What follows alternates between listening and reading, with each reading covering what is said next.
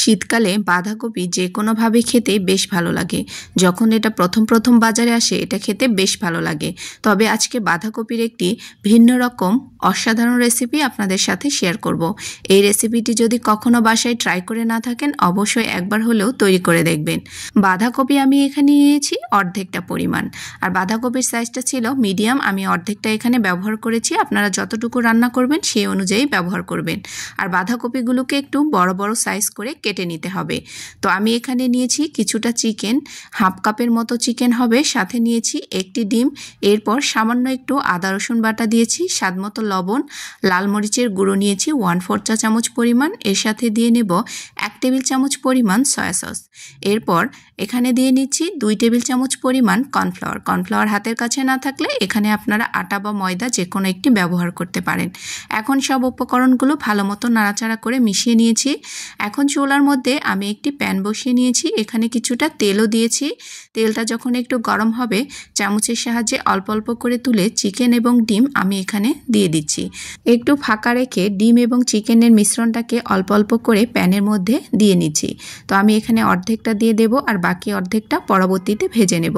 তো কিছুক্ষণ বাদেই এটাকে উল্টিয়ে নিতে হবে। তো দেখুন একটার সাথে একটা কিছুটা লেগে গেছে, হালকা একটু চামচ দিয়ে ছাড়াই নিলেই এগুলো ছেড়ে যাবে। তো আমি লাল লাল করে এগুলো ভেজে নিয়েছি। চিকেনটাও কিন্তু ভেতর থেকে পুরোপুরি সেদ্ধ হয়ে গেছে, যেহেতু চিকেনের বুকের মাংস এখানে ব্যবহার করা হয়েছে।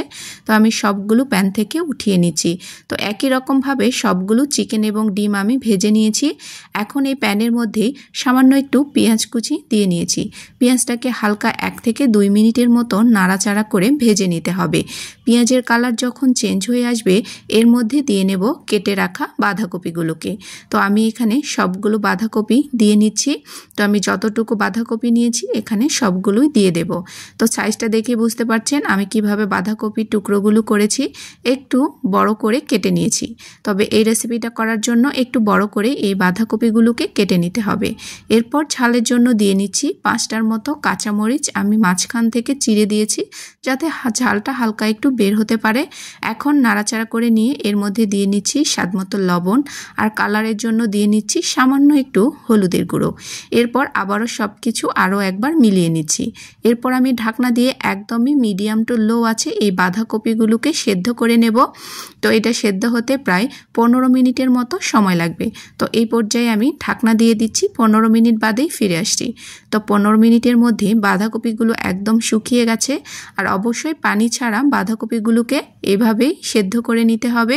এরপর ভেজে রাখা চিকেনগুলোকে দিয়ে নিচ্ছি। তো এটা একদমই হয়ে গেছে। এইভাবে বাঁধাকপি অবশ্যই বাসায় ট্রাই করে দেখবেন, খেতে অনেক বেশি ভালো লাগে। এটা সাদা ভাত, পোলাও অথবা রুটি, পরোটা যে কোনো কিছুর সাথেই খেতে অনেক বেশি ভালো লাগে। তো নাড়াচাড়া করে আমি আরও কিছুক্ষণ এটাকে ভেজে নিচ্ছি। তো এটা একদম রেডি হয়ে গেছে। এটাকে আমি এখনই প্যান থেকে নামিয়ে আপনাদেরকে পরিবেশন করে দেখিয়ে দিচ্ছি। তো দেখুন তৈরি হয়ে গেছে মজাদার একটি বাঁধাকপি রেসিপি। এভাবে যদি কখনো বাসায় ট্রাই করে না থাকেন আপনাদের কাছে রিকোয়েস্ট থাকবে অবশ্যই বাসায় একবার হলেও ট্রাই করে দেখবেন। কপির সময় আসলেই এই রেসিপিটি আমার বাসায় অনেকবারই তৈরি করা হয়ে থাকে, কারণ এটা খেতে সবাই অনেক বেশি পছন্দ করে।